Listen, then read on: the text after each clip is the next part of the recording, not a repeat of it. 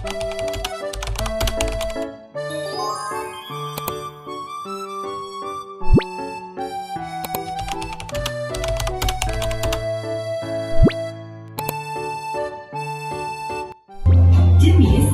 untuk yang kualitas baik.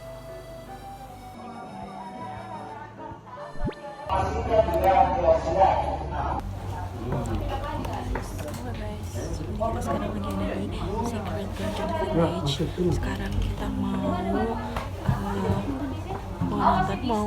menerima informasi mengenai sejarah kopi. Stay tune guys. Masih ada dua jenis proses mengolah, uji cita rasa, menyeduh, hingga menikmati mantapnya aroma kopi kelas dunia.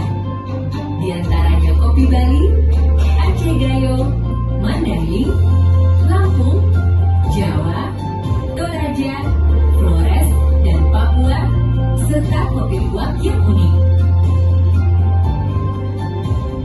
Ikuti pula latte wujud persembahan kekayaan Pulau Dewata dalam wisata edukatif. Berada di Desa Luwus Belikur, tempat menimba pengetahuan indahnya alam serta khasiatnya.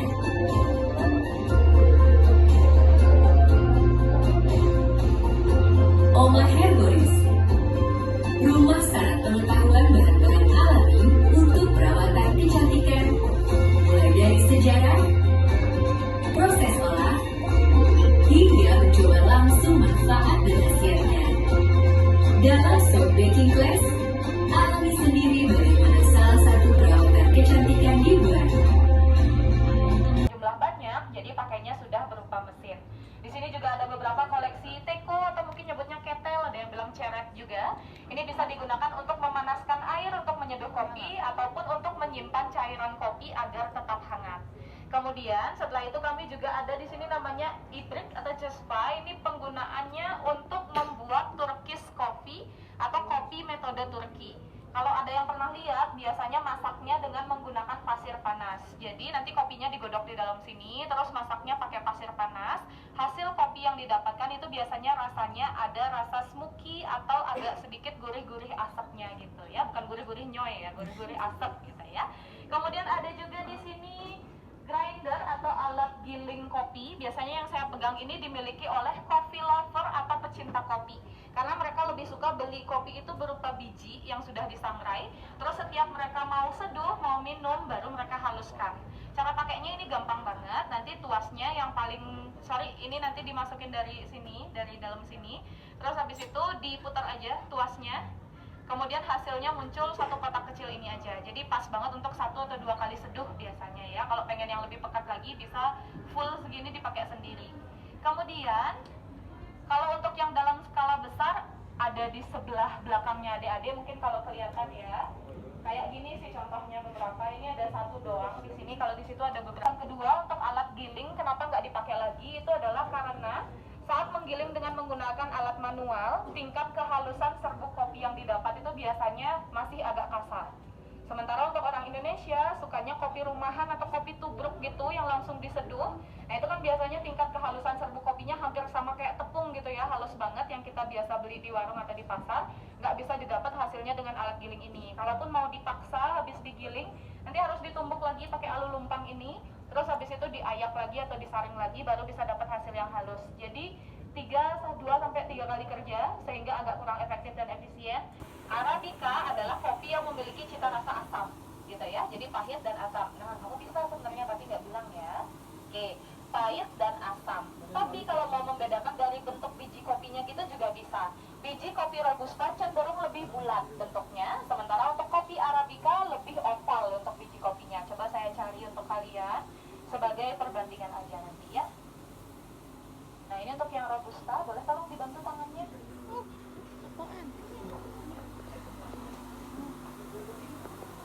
Ya silakan masuk semuanya, mari.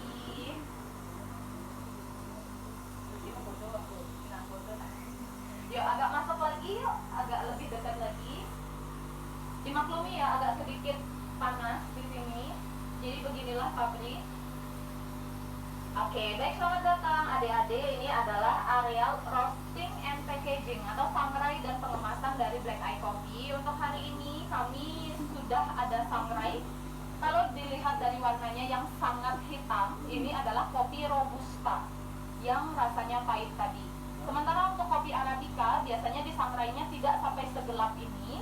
Disangrainya hanya hingga tingkat kematangan medium. Kalau misalnya kita cari pembandingan warnanya itu lebih kayak ke karamel. Kalau ini kan dark coklat gitu ya. Kalau untuk yang medium itu lebih coklatnya ke karamel. Kalau untuk yang Robusta ini biasanya disangrai 13.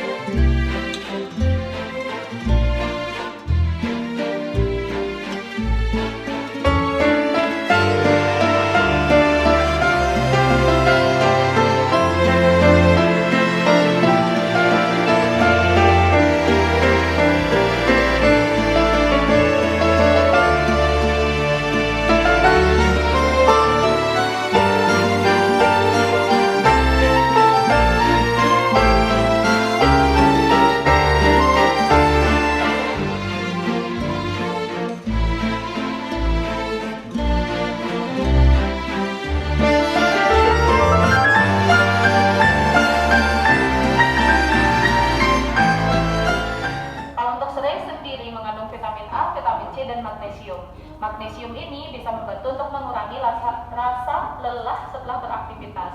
Jadi bisa melancarkan peredaran darah, mengurangi nyeri otot dan juga nyeri sendi. Dan juga dia bisa membantu untuk bikin tidur kita lebih nyaman dan lebih nyenyak. Lalu untuk serai sendiri memiliki sifat anti jamur, sehingga secara spesifik penggunaan sabun serai ini bisa membantu untuk mengurangi gatal-gatal akibat alergi, yang punya masalah dengan aroma tubuh yang kurang sedap, kulit tubuh berminyak, kulit tubuh berjerawat. Nah itu bisa mandi pakai sabun serai. Yang bagian berjerawat itu bisanya bagian badan aja ya, kalau wajah jangan. Jadi biasanya kan di bagian punggung kita ada yang berjerawat juga, itu bisa mandi pakai sabun serai. Dari banyaknya kegiatan usaha, mengapa jenis usaha ini yang dipilih? Jadi kalau untuk kegiatan usahanya sendiri, sebenarnya kan berawal dari yang di Semarang dulu. Kami udah punya dan lumayan bagus animo masyarakatnya untuk penggunaan produk kami. Kemudian buka lagi di Bali, yaitu dijadikan wisata edukasi. Untuk Secret Garden Village sendiri adalah wisata edukasi pertama di Bali. Jadi dari hal itu aja, adik-adik bisa tahu ya, kalau di Bali itu belum ada wisata edukasi sebelumnya.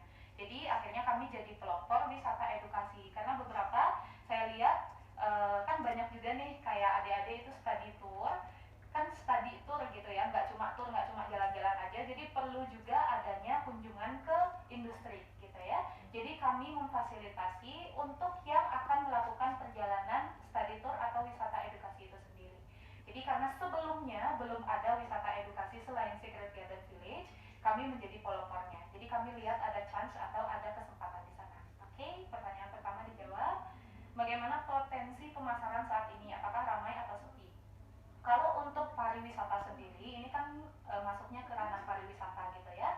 Kalau untuk pariwisata sendiri itu pasti ada low season, ada high season, ada peak season. Itu biasanya. Kalau untuk kami di sini kan untuk marketnya itu masih lokal aja, wisatawan domestik.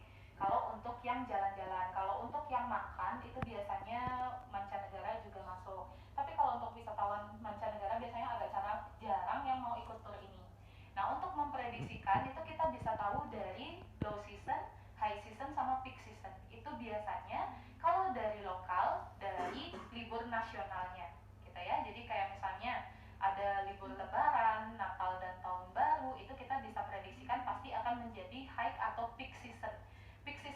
biasanya di tahun baru karena pasti semua libur gitu ya.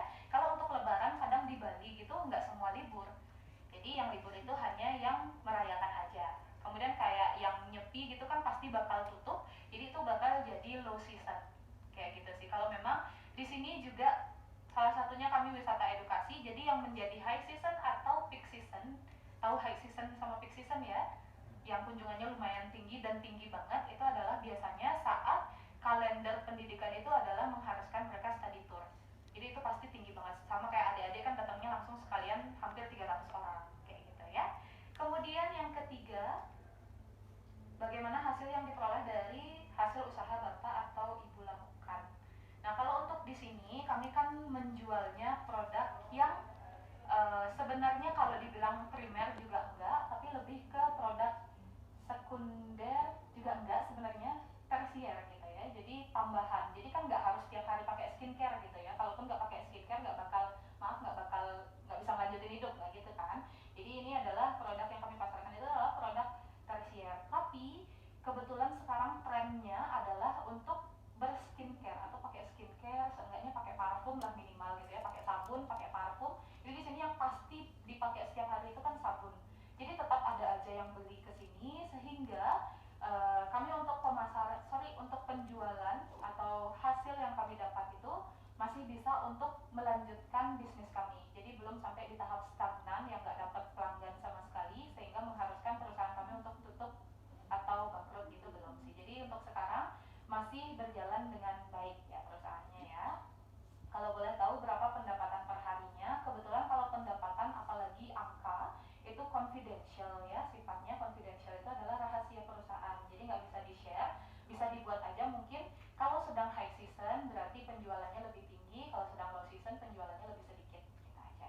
Kemudian apakah cukup untuk membiayai kebutuhan Bapak Ibu? Untuk sejauh ini karyawan kami itu kurang lebih 200 orang dan semuanya dibayarkan pada hari yang sudah ditentukan. Jadi belum pernah ada, saya selama 7 tahun kerja di sini belum pernah gajinya ditahan.